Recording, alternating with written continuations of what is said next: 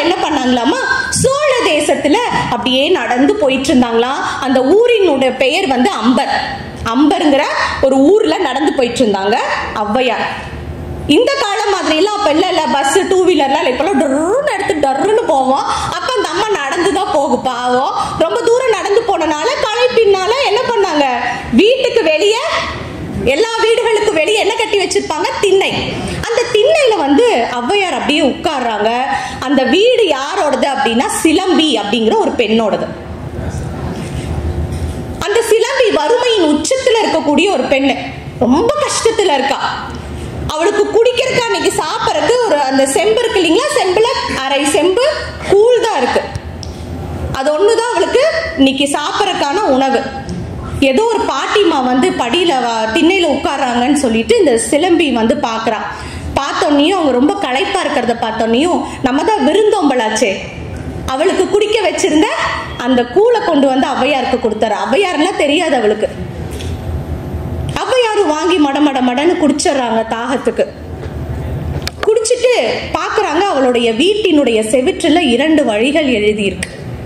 என்ன அப்படின்னு எழுதியிருக்குன்னா, தண்ணீரும் காவிரியே, தார்வேந்தன் சோழனே, மண்ணாவது சோழ மண்டலமே அப்படின்னு 2 வரிகள் எழுதியிருக்கு. இந்த பாடல் முற்று பெறவே இல்லை. உடனே ஔவையார் கேட்கிறாங்க, என்னம்மா இது 2 வரி தான் எழுதியிருக்காங்க, மீதி 2 வரி காணமே என்ன அப்படின்னு சொல்லி கேட்கும்போது உடனே இவங்க அந்த சிலம்பி சொல்றாங்க, அம்மா எங்க ஊர் அவை புலவர் இருக்காரு, சோழ நாட்டுடைய அரசவை புலவர் இருக்காரு, அவர் வந்து எங்களை புகழ்ந்து பாடினா ரொம்ப நல்லது, செல்வ செழிப்பாகலான்னு சொல்லி சொன்னாங்க. நான் ரொம்ப கஷ்டப்பட்டு ஒரு 500 ரூபாய் சேர்த்து வச்சேன், 500 பொன் சேர்த்து வச்சேன். அவர்கிட்ட கொண்டு போய் கொடுத்து, ஐயா என்னை புகழ்ந்து பாடுங்க ஐயா அப்படின்னு சொல்லி கேட்டேன். அவர் சொன்னாரு, நான் 1000 பொண்ணுக்கு தான் பாடுவேன் அப்படின்னு சொன்னாரு. என்கிட்ட 500 பொண்ணு தாங்க இருக்கு அப்படின்னு சொல்லி கேட்டேன். உடனே அவர் என்ன தெரியுமா சொன்னாரு, 500 பொண்ணுக்கு 2 வரி தான், மீதி 500 பொண்ணு கொண்டு வா, பேலன்ஸ் 2 வரி எழுதுறேன்னு சொல்லிட்டு 2 வரி எழுதிட்டு போயிட்டாரு. என்னென்ன, தண்ணீரும் காவிரியே, தார்வேந்தன் சோழனே, மண்ணாவது சோழ மண்டலமே அப்படின்னு எழுதிட்டு போயிட்டார். நம்ம ஔவையார் தவிச்ச வாய்க்கு கூழ் கொடுத்திருக்காங்க இல்லையா. விருந்தோம்பலுக்கு எப்படி தமிழர்கள் பெயர் பெற்றவர்களோ அது போல நன்றி கடனுக்கும் பெயர் பெற்றவர்களாயிற்றே. சும்மா போகுமா அந்த அம்மா? இந்த அம்மா பேலன்ஸ் 2 லைன் கம்ப்ளீட் பண்ணுது. என்னன்னா, அம்பர் சிலம்பி பெண்ணாவதும் அம்பர் சிலம்பி, அம்பர்ங்கிறது ஊரு, பெண்ணாவதும் அம்பர் சிலம்பி, அரவிந்தன் தாள் அணியும் பொற்சிலம்பே சிலம்புன்னு எழுதிட்டு போயிட்டாங்களாமா. பெண்ணா இருக்கிறவ சிலம்பி மாதிரி தான் இருக்கணும். அவளுடைய கால்ல இருக்கிற பொன் சிலம்பு என்னது, பொன் சிலம்ப பத்தி பெருமையா பேசிட்டு போயிட்டாங்க. 10 பைசாக்கு வழி இல்லாம இருந்த சிலம்பி ஔவையாரை இவங்களால முதல் 2 வரிகள் ஒரு மிகப்பெரிய அரசவை கவிஞராலும், மீதி 2 வரிகள் இன்னொரு ஔவையார்னாலையும் பாட பெற்றோனே சிலம்பி பயங்கர புகழ் பெற ஆரம்பிச்சிட்டாங்க. பயங்கரம் செல்வ செழிப்பா ஆயிட்டாங்க. இந்த விஷயம் அந்த அரசவை கவிஞருக்கு தெரிஞ்சு போச்சு. ஒரு பொம்பளை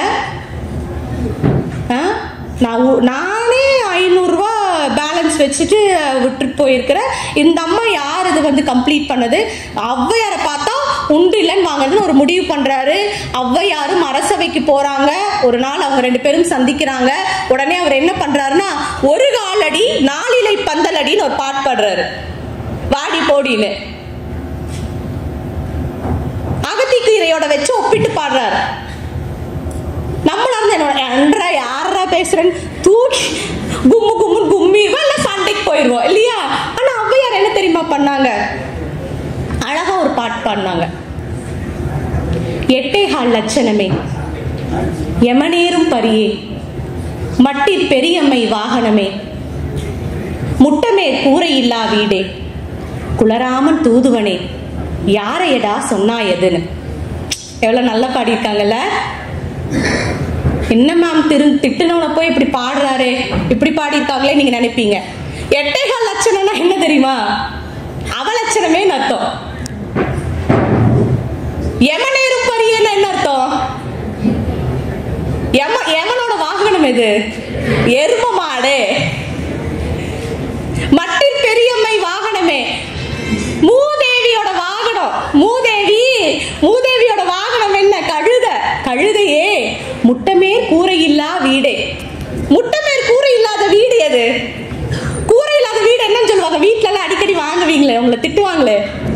செவுரே, குட்டி செவுரே. கடைசி பாருங்க, குலராமன் தூதுவனே. இதுலதான் ஓ நம்மள ராமனோட தூதுவன் சொல்றாங்க. குலராமன், ராமனுடைய தூதுவன் யாரு? குரங்கு. அனுமார். அனுமார் யாரு? குரங்கு. இப்ப இந்த அம்மா இவர் என்ன சொல்லியிருக்கிறாங்க? அவலட்சணமே, எரும மாடே, மூதேவியோட கழுதையே, குட்டிச்சோவரே, குரங்கே, யாரையடா சொன்னாயதுன்னு பாடிட்டாங்க. யார அரக்கீரன் சொல்ற அப்படின்னு பாடிட்டாங்க. எவ்வளவு சுவாரஸ்யமா இருக்குது இல்லையா? இந்த மாதிரியான கதைகள் எங்க கிடைக்கும் அப்படின்னா இதெல்லாம் புத்தகத்துக்குள்ளதான் கிடைக்கும்.